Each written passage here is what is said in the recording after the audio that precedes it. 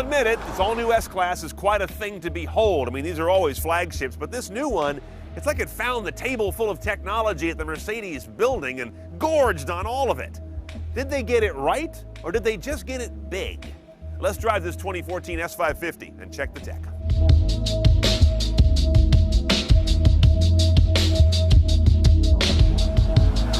Now, first off, this new S is bad news for atheists. It's proof there is a God, because they got rid of those crappy-looking faux pontoon fenders that made the last car look like a Mazda 3. Now, spotting a new S-Class is easiest from the front. Big, deep, aggressive grille. Looks really hot, to be honest. And now you've got an LED eyebrow above the headlight as opposed to below on the outgoing car, so easy to pick one out of a crowd. Speaking of those LEDs, Mercedes says this is the first car in production that has no filament light bulbs at all. 56 LEDs make up the headlights, 35 make up the taillights, and 300 are in the cabin.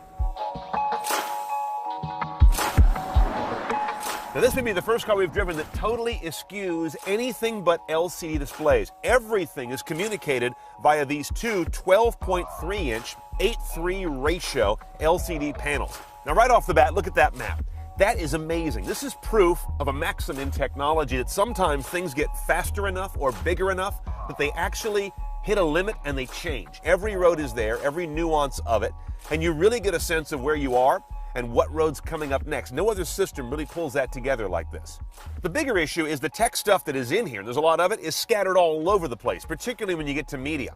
Radio has your radio stations, and you have to go through this almost sort of needless screen change to get to them. It's pretty, but it takes time of my eyes off the road.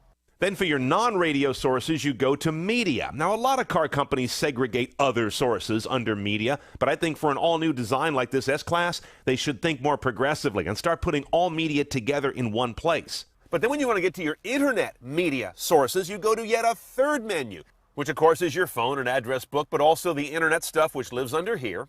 And under that sub-menu, you find Mercedes-Benz apps, but there's also internet radio under there. And then there's a www thing, which is a browser but doesn't work when you're driving. A lot of familiar things here. Google local search, POI downloads, weather, traffic cameras is new in this car. You can get a look at where traffic cameras are and look at them for the road ahead.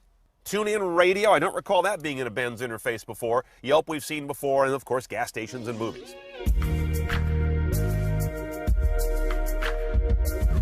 A lot of what's on this interface has to do with the seats. You can adjust the sides of the backrest. You can adjust and position the lumbar. Same thing with the shoulder region.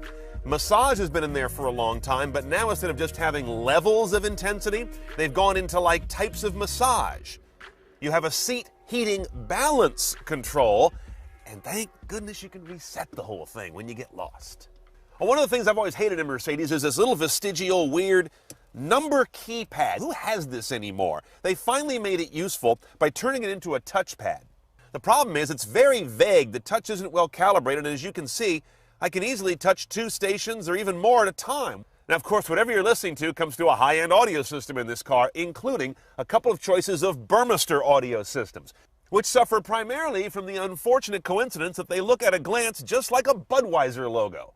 I had 3 passengers get in here and say, "When did Bud get into car audio?" And they weren't kidding. It, of course, sounds great. I won't say it's less filling, but it definitely is one of those where I have to wonder, how much money can you put into a car audio system before you no longer hear it, but basically see it? Oh, and check this out. Up here in the glove box is a little bottle of stink water. This thing is a perfume that will get injected into the air conditioning and ventilation system on demand. There's a menu for this as well, the intensity of it. The key to it, Mercedes says, different than those little $4 ones you get in the car wash, is this will not stain your interior. So once you turn it off, it dissipates and goes away. They name all the scents as moods, including one called Freeside Mood that disturbingly sounds like there will be a child conceived in the back seat at some point.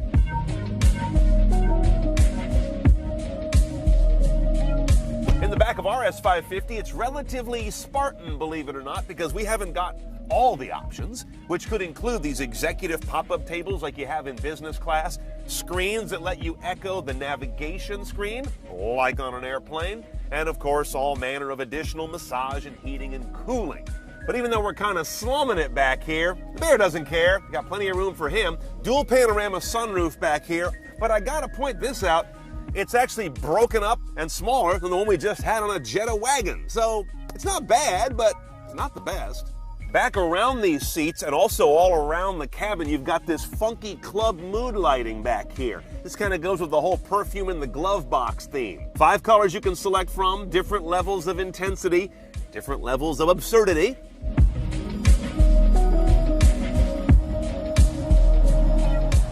One day I want to be a Mercedes mechanic, only because they have the most spacious offices underneath these hoods that open perpendicular. I love that. Here we find a relatively normal Mercedes story, a twin-turbo V8. 1 turbo on each bank, 4.7-liter displacement, direct injection, sophisticated variable valve timing. The output is 455 horsepower, 516 foot-pounds of torque. Great torque because it's a V8 and because it's got turbos on it. 0 to 60 for this 4,300-pound sedan comes up in a very quick 4.8 seconds. One choice on the gearbox, 7-speed automatic, a real automatic, not a dual clutch or anything like that. The MPG numbers on this guy are still TBD as of our shoot today, but we're guessing 1830, which will be roughly 20% better on both counts than the outgoing S-Class with a similar engine. That's what Mercedes promises anyway. Now, self-parking is nothing new in cars these days, but self-parking something this big in a space we've set up this tight, this should be fun. All right, the little blue icon tells me it's looking for parking. I'm looking for a white diamond alongside it that says it's found a space big enough to put this thing in. There it is. Put it in reverse. Okay, self-parking, and here we go. This is where you really appreciate active parking, not with a small car, but with a big car that you're pretty sure you couldn't park yourself, at least not 2 times in a row. Well, we are really close to that bumper. Okay, time to cut in. Let's see how it does. Oh, that looks close. Ooh, that looks close. Coming back. I don't hear any curb rash. I feel like I'm about to. Select drive. Look at that. Hard right. Nibbling. Nibbling. Going to the front here. Select reverse. And let's mop up and finish. Very nice. Okay, first thing I'm going to do is come to a stop. Why start with a stop? Because I want to see how this auto start stop technology has been refined. Engine shuts down. I did not detect that. If I wasn't watching the tach, I wouldn't have known it. And the restart almost as imperceptible. Quick and barely shaking the car. Finally, someone's getting start-stop done in a way that befits a car of this refinement. Now, these cars can be equipped so that they will actually self-drive up to the mid-30 mile per hour range. Like in traffic, they'll follow the car in front, they'll handle acceleration, braking, and steering. I'll be honest, I never really got it to work in my driving with the car. Ditto goes for the lane departure tech. That was on and off as well. But my colleague Wayne Cunningham says it worked out pretty well for him. Combine that with the fact this is a pre-production car, and I'm going to withhold judgment on both those technologies till later. This car does 2 things really well. First of all, it showcases an awful lot of technology, most of which is not silly gimmickry. It's a good state-of-the-art showcase. Secondly, it also takes the S-Class brand and I think makes it much more progressive. This doesn't feel like such an old goat's car anymore, from the interior design to the exterior design to the fact that it has a lot of really interesting technology that's pretty much all well done.